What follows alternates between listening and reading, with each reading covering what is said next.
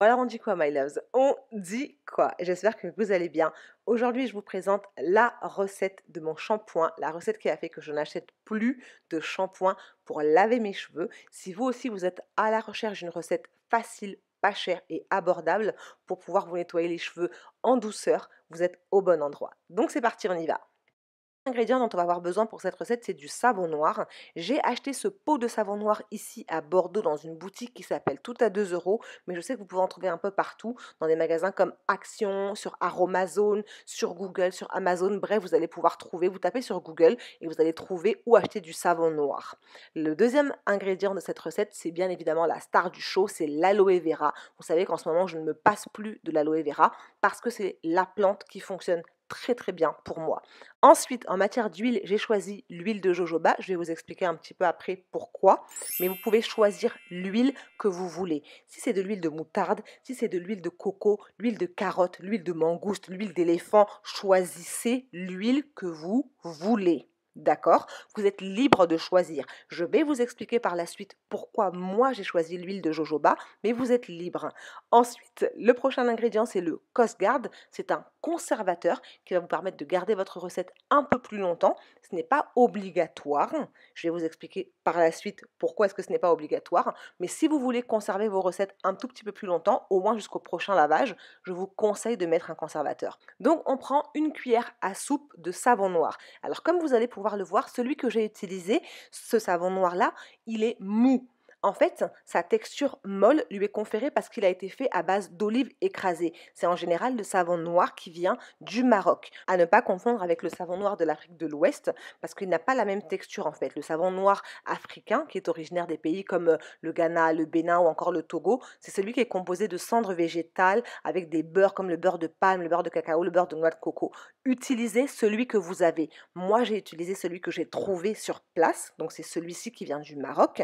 Mais si vous avez l'autre qui a une texture un peu différente, un peu friable, un petit peu molle, vous pouvez vous en servir de la même manière. Les mêmes propriétés sont réunies dans le savon noir, c'est-à-dire qu'il va laver, il va adoucir, il va mousser un petit peu. Il n'y a pas vraiment d'odeur au savon noir en fait, parce qu'il n'y a pas de composants chimiques qui s'ajoutent à la fabrication. Donc du coup, vous allez pouvoir utiliser votre savon noir, quelle que soit son origine.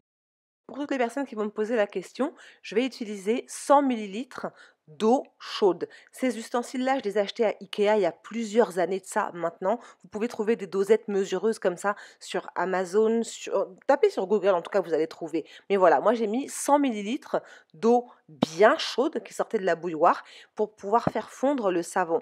Vous pouvez laisser fondre pendant plusieurs heures. En fonction du savon, ça va fondre plus ou moins vite, mais moi ça a fondu le temps que je fasse la préparation. Si vous voulez accélérer les choses et que vous êtes une impatiente ou un impatient comme moi, essayez de touiller, de mélanger, d'appuyer un peu pour que le savon fonde plus facilement dans l'eau chaude, mais en général, juste avec de l'eau chaude, c'est largement suffisant pour le laisser fondre et pour le voir fondre. Alors bien qu'il soit naturel, le savon noir, c'est un produit qui est tellement concentré en fait que son action est à double tranchant, c'est-à-dire que ça peut être ultra efficace et peut-être même trop efficace et avoir tendance à dessécher la peau ou les cheveux. Donc il faut vraiment faire attention quand vous utilisez du savon noir à bien hydrater. Et c'est pour ça que dans cette recette-là, moi j'ai incorporé des agents hydratants et nourrissants. Et en parlant d'agents hydratants, on passe à l'ajout de l'aloe vera. Alors, en temps normal, si vous suivez mes vidéos, vous savez que j'achète mon aloe vera bio au magasin bio, donc au Biocop. Là, je n'ai pas pu aller au Biocop, donc j'ai acheté mon aloe vera dans un magasin afro. Je ne sais pas de quelle origine il est, je ne sais pas d'où est-ce qu'il vient, je ne sais pas s'il est bio, mais c'est une feuille d'aloe vera, donc je pars du principe que c'est relativement naturel quand même. Voilà la quantité donc, du coup que j'ai découpé pour vous montrer à peu près en termes de taille, ça équivaut à peu près à mon flacon, voilà en termes de longueur. Donc je me suis débarrassée de la partie du bas, je me suis débarrassée de la partie où il y a les petits picots et ensuite comme d'habitude je me débarrasse de l'écorce dont je ne me sers pas pour pouvoir récupérer la pulpe d'aloe vera. C'est la partie qui nous intéresse. Moi, je suis tombée amoureuse de cette plante parce qu'elle a une haute concentration en vitamine A, en vitamine B6, en vitamine B9. C'est une plante qui favorise la circulation sanguine du cuir chevelu. L'aloe vera va faciliter la pousse de vos cheveux. C'est-à-dire que ça va faciliter, stimuler plus rapidement la pousse de vos cheveux. Le gel d'aloe vera, comme je vous l'ai déjà expliqué, c'est 99% d'eau, mais il y a aussi en fait 12 vitamines, vitamine C, vitamine B, vitamine E, vitamine provitamine A, etc., qui vont favoriser le fonctionnement cellulaire. Il y a aussi des enzymes, des acides aminés, des actifs hydratants, purifiants. Bref, franchement, c'est une pépite cette plante, sincèrement. Ça va prendre soin de vos cheveux, aussi bien de votre cuir chevelu que de vos longueurs. Et c'est pour ça que je m'en sers depuis maintenant 2 ans régulièrement. Alors, pour cette recette-là, je l'ai passée au blender. Je me suis rendu compte que quand je blendais mon aloe vera, pendant longtemps, j'obtenais le jus. Là, j'ai passé au blender pendant 2 minutes et comme vous voyez, c'est du jus. Sinon, on obtient une texture qui est plus proche du gel, donc qui est plus épaisse et qui est plus difficile à travailler pour cette recette de shampoing. Néanmoins, faites votre expérience, faites votre test. Quand vous aurez fait, venez me dire. On a terminé nos 2 phases aqueuses, donc il est temps de les passer dans notre conteneur. Essayez de nettoyer ou de stériliser au maximum possible vos contenants. Comme je vous l'ai dit, l'aloe vera assainit le cuir chevelu, il calme les irritations, il élimine les dépôts de sébum qui asphyxient les follicules et c'est pour ça que ça favorise la pousse. C'est pour ça que c'est ultra important dans cette recette-là de mettre de l'aloe vera. Parce que comme je vous l'ai dit précédemment, si vous avez écouté, le savon noir est un produit qui est à double tranchant. Il peut dessécher les cheveux. Donc si vous faites une recette qu'avec du savon noir, uniquement avec du savon noir, ça peut vous assécher votre cuir chevelu, surtout si vous vous en servez toutes les semaines. Donc j'ajoute l'aloe vera pour ses propriétés qui vont hydrater, nourrir, stimuler la circulation et booster la croissance de mes cheveux. Donc dans ce flacon-là, on a 60 ml de jus d'aloe vera pur. Il n'y a que de l'aloe vera.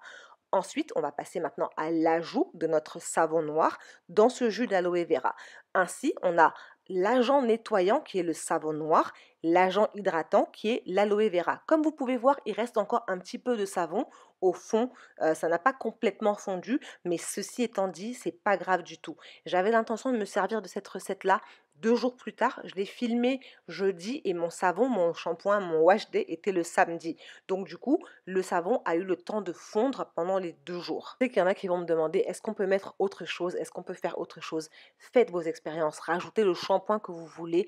C'est une recette savon noir aloe vera. Donc les ingrédients principaux, si vous les enlevez et que vous les remplacez par autre chose, ce n'est plus la recette, mais vous pouvez quand même tester, faire votre expérience et venir partager avec nous parce que dans cette chaîne, on aime le partage. On passe maintenant à la 3e phase qui est la phase huileuse. J'ai choisi l'huile de jojoba. Parce que l'huile, pour ceux qui le savent, qui me suivent depuis le début, l'huile n'est pas un hydratant, c'est un corps nutritif, un corps gras. J'ai choisi l'huile de jojoba parce qu'elle est régulatrice, en l'occurrence, de sébum. C'est une huile végétale qui va réguler donc la production du sébum de votre cuir chevelu. En fonction de votre type de peau, en fait, elle va soit diminuer, soit augmenter la production. Ça veut dire que si vous avez une peau sèche, ça va augmenter la production de sébum. Si vous avez une peau grasse, ça va diminuer. C'est une huile, en fait, qui est régulatrice. Je me sers aussi de l'huile de jojoba parce qu'elle est non occlusive, c'est-à-dire que sa composition, avec les sérides qu'elle comporte, elle va hydrater la peau sans boucher les pores. C'est pour ça qu'elle peut aller sur mon cuir chevelu sans aucun problème. L'huile de jojoba, comme je vous le dis à chaque fois, est celle qui est la plus proche du sébum naturel produit par notre corps. Donc c'est celle que j'utilise, celle que je préfère. Et enfin, c'est une huile qui est assouplissante. Elle va redonner de la souplesse et de l'élasticité à la peau de votre cuir chevelu.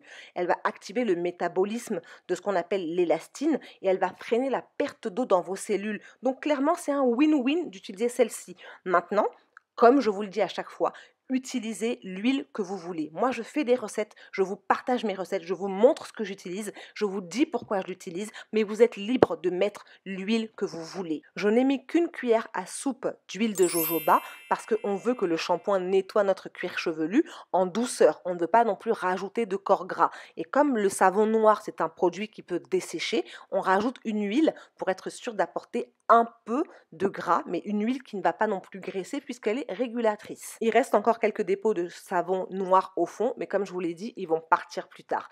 Et enfin, on passe à la dernière étape, l'ajout du conservateur. J'ai choisi le Cosgar de chez Aromazone parce que c'est celui que j'ai, mais vous pouvez choisir celui que vous voulez. Alors sur le flacon, ils vous disent que vous pouvez mettre entre 0,6 à 1% maximum en fin de préparation. Donc maintenant que ma préparation est prête, je vais rajouter mon conservateur. N'oubliez pas, on avait 100 ml d'eau chaude, 60 ml de jus d'aloe vera, donc on a 160 ml. Il suffit de faire 1% de 160 ml, ça fait 1,6 ml. Maintenant, vous allez sur Google, vous tapez 1,6 ml égale combien de gouttes et il va vous dire combien de gouttes exactement vous devez mettre dans votre préparation.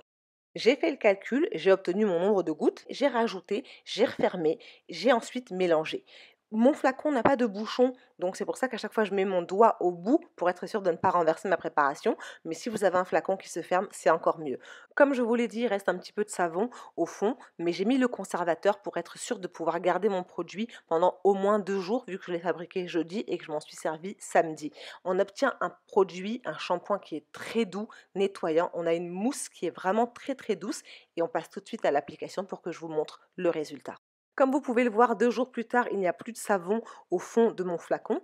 J'applique mon shampoing sur cheveux mouillés, bien évidemment, et je l'applique principalement sur mon cuir chevelu. C'est pour ça que j'aime les flacons avec bec verseur, parce que ça permet d'atteindre directement le cuir chevelu. Je ne me focalise pas du tout sur mes longueurs.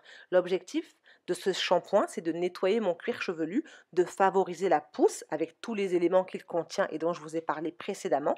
Et ensuite, c'est juste la mousse qui est formée sur mon cuir chevelu que je vais tirer sur mes longueurs et c'est cette mousse-là qui va nettoyer mes longueurs. Comme vous pouvez voir le mouvement, je fais glisser la mousse, donc le shampoing, sur toutes mes longueurs. J'insiste bien sur mon cuir chevelu parce qu'un cuir chevelu sain donne des cheveux sains. Pour toutes les personnes qui me suivent depuis un bon bout de temps, vous avez remarqué que je ne me sers plus de shampoing acheté dans le commerce. C'est-à-dire que je fabrique de plus en plus mes produits par moi-même et là j'ai trouvé le shampoing qui nettoie très bien mon cuir chevelu et qui favorise aussi la pousse de mes cheveux. Donc c'est un win-win en termes de combinaison. Vous pouvez vous en servir toutes les semaines ou vous pouvez vous en servir toutes les 2 semaines en fonction de votre fréquence de lavage. En ce qui concerne la conservation de ce produit, moi j'ai fabriqué suffisamment de quantité pour un wash day. Si j'avais dû le faire par exemple pour ma fille, j'aurais fait beaucoup plus de quantité. Donc je fais en fonction de ce dont j'ai besoin. Faites attention, à cause de sa phase aqueuse, cette recette peut, si vous la conservez trop longtemps, s'abîmer. C'est pour ça que je mets un conservateur, le Cosgar, qui est un antibactérien et un antifongicide. Ça va éviter le développement des bactéries. Maintenant, si vous voulez vraiment conserver la recette que vous avez faite, je vous conseille de la conserver 1 semaine maximum au frigo et ensuite de recommencer pour vous servir d'un produit frais. Comme vous pouvez voir, je maintiens bien mes cheveux. J'insiste sur mon cuir chevelu pour être sûr de le débarrasser de toutes les impuretés, de toutes les saletés, pour le nettoyer en douceur. Une fois que c'est fait, je fais passer la mousse sur toutes mes longueurs et quand j'aurai fini, je vais tout simplement rincer mes cheveux. Et voilà my love, c'est tout pour cette vidéo, j'espère qu'elle vous aura plu. Si jamais vous essayez cette recette, n'hésitez surtout pas à me le dire en bas dans les commentaires, à me dire si vous avez déjà testé un shampoing à l'aloe vera, que ce soit fait par vous ou acheté en magasin. En attendant une prochaine vidéo, je vous invite fortement à vous abonner. Je vous fais de très très gros bisous et je vous dis à très vite. Mouah.